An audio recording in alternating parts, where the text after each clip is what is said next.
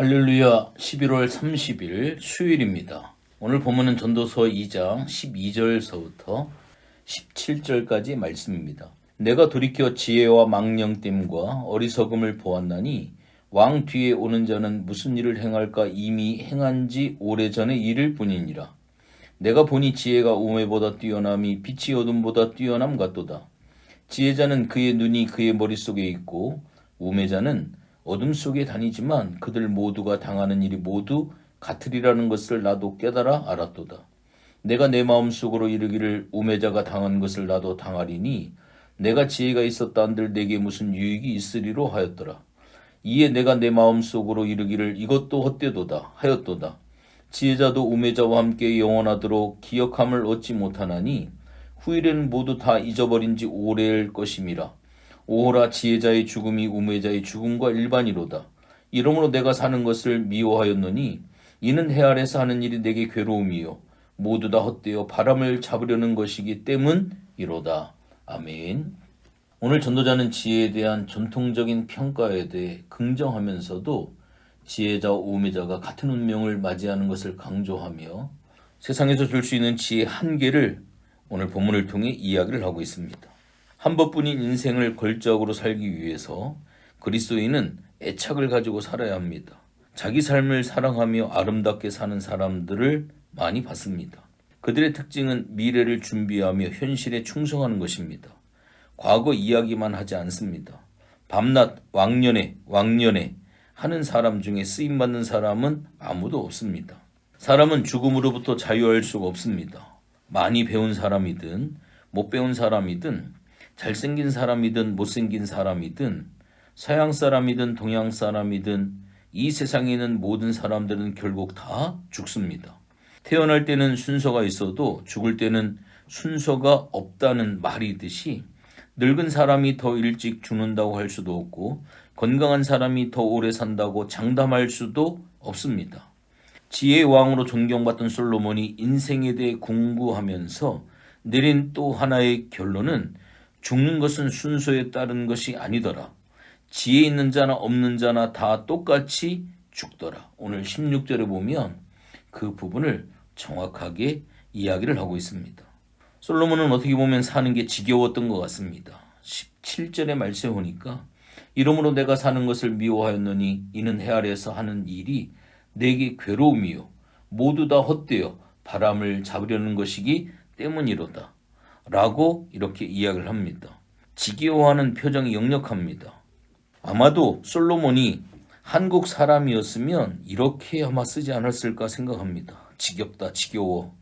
참 살아가는 게 지겹다.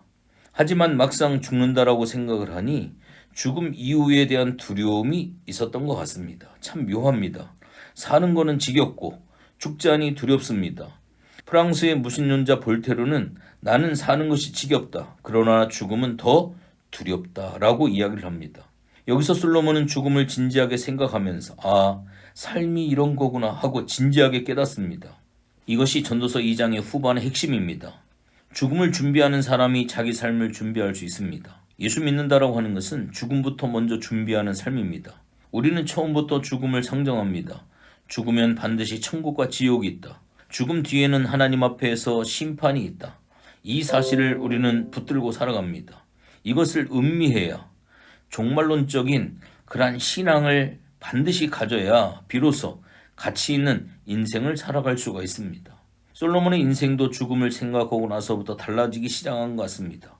비로소 그는 삶에 대해서 여러 가지 권면을 하기 시작을 합니다. 그가 죽음을 관조하고 묵상하면서 깨달은 것 3가지가 있습니다. 내일 말씀을 드리겠습니다만 삶을 사랑하라. 24절에 보면 사람이 먹고 마시며 수고하는 가운데서 심령으로 낙스를 누리게 하는 것보다 나은 것이 없나니 내가 이것을 본즉 하나님의 손에서 나는 것이다 라고 이야기를 합니다. 즉 모든 것으로 하나님께로부터 나는 것을 깨닫고 삶을 사랑하게 되어졌다라고 하는 것입니다. 그렇습니다. 삶은 하나님이 주시는 선물입니다. 하나님의 뜻 안에서 이 삶을 온전하게 누리는 자세가 중요합니다. 염세주의자들과 하나님을 믿는 사람의 차이점이 여기에 있습니다. 솔로몬은 오랜 묵상으로 선을 행하며 살자. 삶을 향유하는 것이 하나님의 선물이다. 그리고 하나님의 뜻 아래서만 행하자라는 결론을 내리는 것 같습니다. 우리 그리스도인들은 애착을 가지고 살아야 될 사람들입니다. 안 죽겠다고 버티는 뜻이 아니라 한 번뿐인 인생, 그래서 우리가 살아가는 이 세상을 일생, 그래서 한일자 날생살을 쪄서 일생이라고 이야기를 합니다. 인생을 헛되이 살지 않고 걸적으로 살기 위해서 삶을 짜내고 또 짜내서 살아야 한다라고 하는 그런 뜻입니다. 우리는 시간 낭비하고 한눈 파는 사람들이 아닙니다. 우리는 인생을 한 번밖에 살 수 없습니다. 그것도 한 시점은 한 번밖에 살 수 없습니다. 20대는 어떻게 살아야 됩니까? 20대는 몸으로 열정적으로 뛰어다닐 나이입니다. 30대는 이론과 경험이 조화를 이룰 때입니다. 장차 한 전문 분야에서 이룰 일들을 미리 생각하고 설계합니다. 40대는 꽃을 피우는 시기입니다. 20대에 자기의 사명을 깨닫고 헌신하면 빠른 사람은 30대의 꽃을 피우기 시작합니다. 늦어도 40대에는 꽃을 피웁니다. 40대가 되어서도 아직도 무언가를 못 이루었다는 사람은 대기 만성형이든지 아니면 20대를 아주 한심하게 보낸 사람입니다. 20대의 방향과 목표를 잡고 헌신해서 10년 이상 보낸 사람은 반드시 40대의 꽃을 피우기 시작합니다. 그리고 50대는 열매를 맺는 시기입니다. 다른 사람을 이끌어주고 후배를 양성하고 영향력을 강하게 미칩니다. 이렇게 살다가 60대, 70대가 되면 허리도 쑤시고 눈도 침침해져 잘 보이지도 않고 하다가 주님 앞에 서는 것입니다. 이것도 아무 사고가 없으면 그렇다라고 하는 것입니다. 이렇게 짧은 것이 인생인데 낭비할 시간이 있겠습니까? 잘못된 인생을 살 수 있는 여유가 있겠습니까? 저는 자기 삶을 살아가면서 아름답게 사는 사람들을 봤습니다. 그 사람들의 특징은 미래를 준비하면서 현실에 충성하는 사람입니다. 과거 이야기만 하지 않습니다. 지난번 이야기한 것처럼 밤낮 왕년에 하는 사람 중에 쓰임받는 사람은 아무도 없습니다. 또 허황되게 핑크빛 미래만 논하지도 않습니다. 공허한 말만 늘어놓는 사람이 아닙니다. 이 땅에 두 발을 딛고 누는 미래를 향하며 날마다 매진하는 사람들입니다. 그러면서 눈앞의 싸움을 싸워가는 사람들입니다. 솔로몬은 오늘 본문에 이 점을 강조하고 있습니다. 하나님이 우리에게 선물로 주신 인생입니다. 함부로 헛되이 살지 말고 아름다운 인생, 걸작의 인생을 살라고 부탁을 하고 있습니다.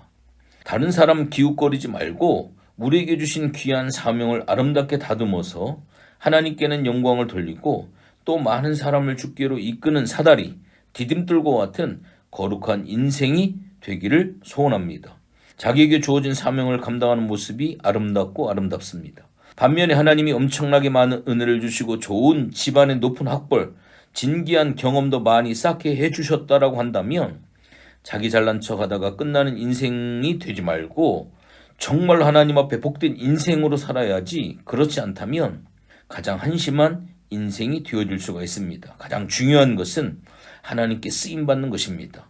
쓰임받는 삶이 가장 중요합니다. 자신이 많이 가졌다라고 자랑을 하면 그게 무슨 소용이 있겠습니까? 우리의 재능과 물질과 시간과 삶이 주님 앞에 온전히 사용이 되어지고 주님 앞에 영광이 되어지는 복된 삶이 꼭 되어지시기를 주님의 이름으로 부탁을 드리겠습니다. 하나님 고맙고 감사를 드립니다. 죽음 앞에서는 모든 사람이 평등합니다.